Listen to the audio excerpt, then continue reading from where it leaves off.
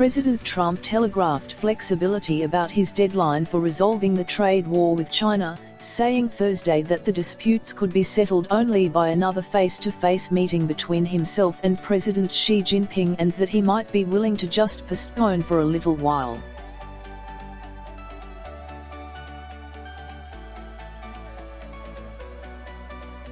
A few hours later, the White House sought to walk back the walkback, putting out a statement referring to the March 1 date for wrapping up trade talks with China as a hard deadline.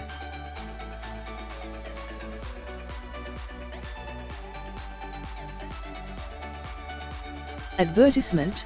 The seemingly conflicting positions came amid a flurry of tweets and comments as Trump prepared to meet at the White House with China's vice premier.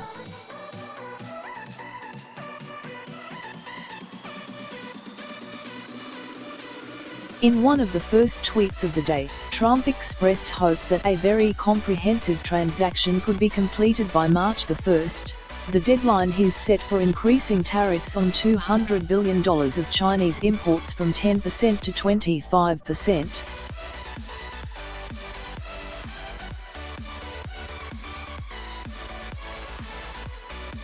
Later, sitting in the Oval Office with the Chinese delegation, who read him a letter from 11, Trump told reporters that "We haven't set up a meeting yet, but we have made tremendous progress."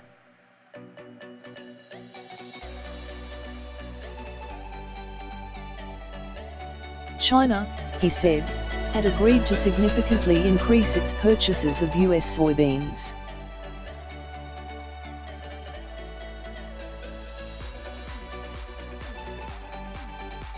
"That doesn't mean there's going to be a deal," he said, adding that he wanted to have negotiations largely worked out before he and 11 met.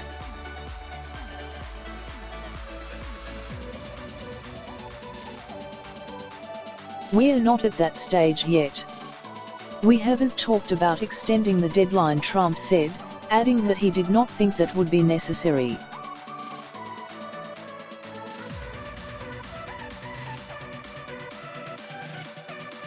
Moments later, U.S. Trade Representative Robert Lighthizer underlined that March 1 remains a firm deadline in a meeting with reporters. "At midnight on March 1, tariffs go up," he said.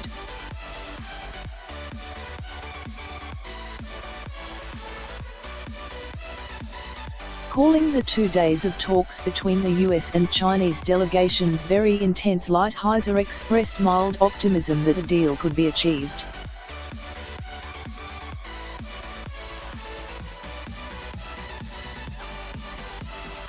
But there were also evident signs of confusion.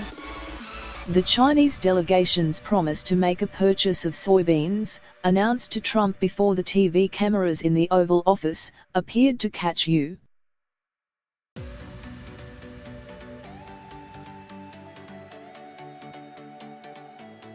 officials off guard. Lighthizer and Treasury Secretary Stephen Mnuchin have been invited to continue talks in China and could go in mid-February to set the table for Trump and 11 to seal a deal before March 1.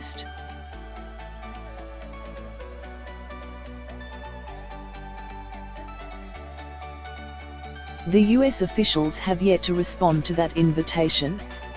Trump, who relishes the flash and attention that comes with high-profile bilateral meetings with world leaders, could meet with 11 in late February, when he may travel to Asia for a second summit with North Korean leader Kim Jong-un.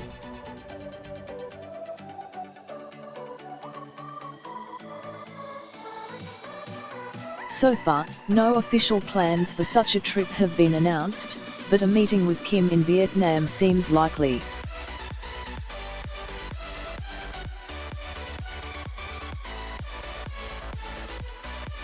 Trump said he probably would announce plans for the Kim summit next week, perhaps during Tuesday's State of Union speech.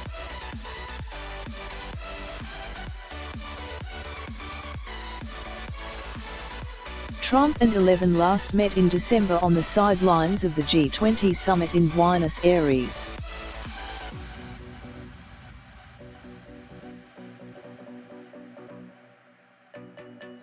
During a working dinner at the end of that summit, the two leaders ratcheted down tensions and Trump agreed not to raise tariffs on Jan.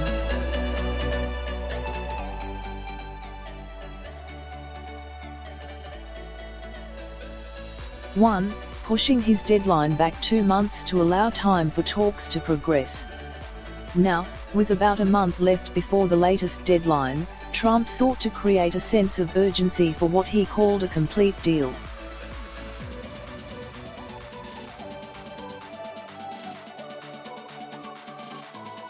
But his words seemed to undercut his attempt to pressure China by suggesting that the deadline could be extended once again.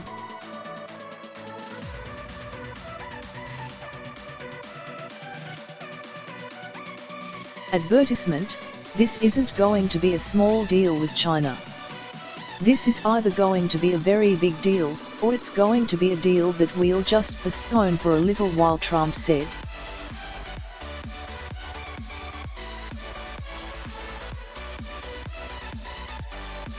A few moments later, he muddied his message further by saying that he and 11 might simply agree to do it on paper by March 1, suggesting that a broad framework of an agreement could be sufficient.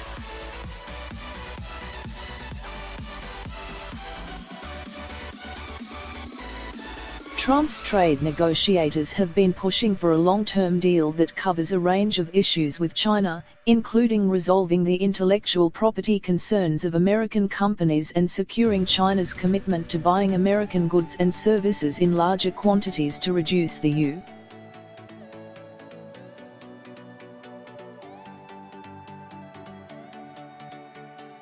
U.S. trade deficit. Trump endorsed those broad goals, even as he indicated he might stop short of achieving them.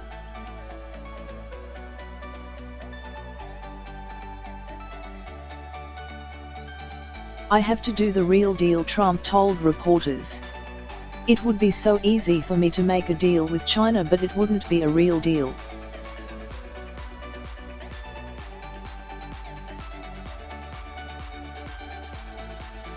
According to Lighthizer, making sure the US is able to enforce any agreement is also critical.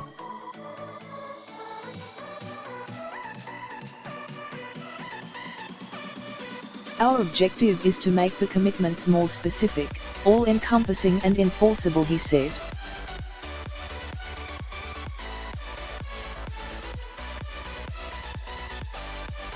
In another tweet Thursday, Trump laid out what he wants a comprehensive deal to include, looking for China to open their markets not only to financial services, which they are now doing, but also to our manufacturing, farmers and other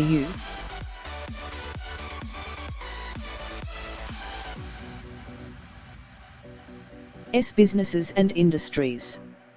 Without this, a deal would be unacceptable. Although a majority of farmers cheered Trump's tougher approach to China, many have been hurt by the trade war, as retaliatory tariffs have affected exports and caused prices to drop.